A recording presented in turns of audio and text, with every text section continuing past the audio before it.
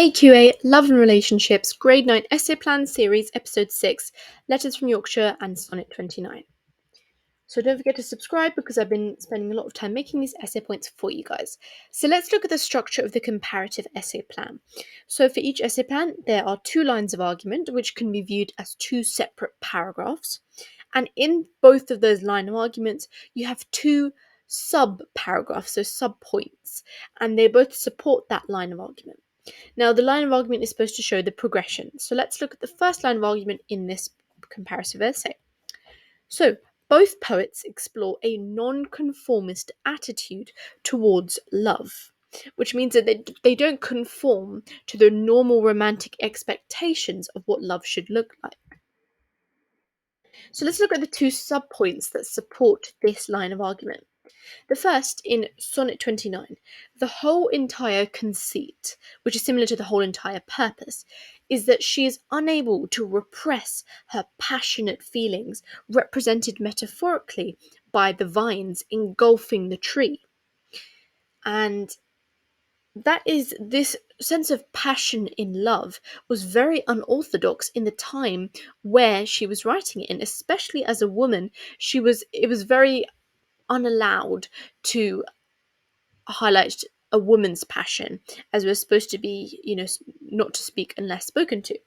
Now, the passionate women in relationships were very rare because of the male domination, and it even lengthens to sexual imagery. My thoughts do twine and bud thee like wild vines about a tree. And again, that definitely does not conform against women being very quiet and not sexually overt. The bud was a common metaphor for female genitalia, and wild also connotes some sexual innuendo. So that's how that is non-conformist attitude. So hopefully you can see how that relates to the line of argument. And then the second subpoint is all about letters from Yorkshire. So this is written in tercets, and this means that there's an uneven amount of lines. And this is quite unusual, signifying the quite unusual dynamic talking about a relationship poem. Also, the idea of embracing the separation within the relationship is another unorthodox concept in itself. And finally, the quote, "He writes to me, knuckles singing." There's actually caesura between the me and the his, and it just highlights how they are separated, but they enjoy this separation. So again, it's quite a non-conformist attitude, but you can argue whether that is romance or just a relationship and friendship. Let's look at the second line of argument.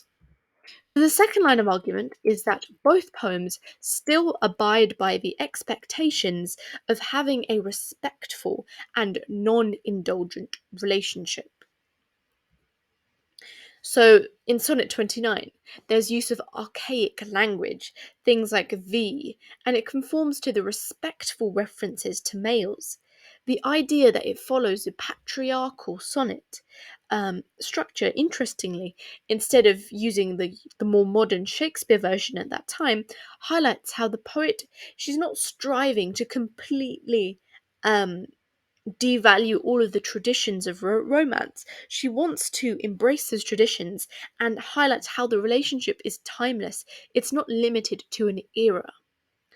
Now, that highlights that it's non-indulgent because it was so respectful and kind of spiritual and religious. They didn't want it to just be about physical attraction. Now, in Letters from Yorkshire, you could see that it's non-indulgent because they have very spiritual implications, pouring air and light into an envelope. Air and light connote a sense of souls and also conforms to the idea that a physically close relationship is not the only way to be received by actually physically being close. And despite them living a great distance away, they're still able to have quite a respectful relationship. So that's how, hopefully, you can see how both subpoints relate to the overarching line of argument that both poems abide by expectations of having a respectful and non-indulgent relationship. Thank you so much for watching. If you found this video helpful, feel free to like and subscribe to Novel for GCSE and maybe in the future Novel for A-Level. Thank you so much for watching and see you soon.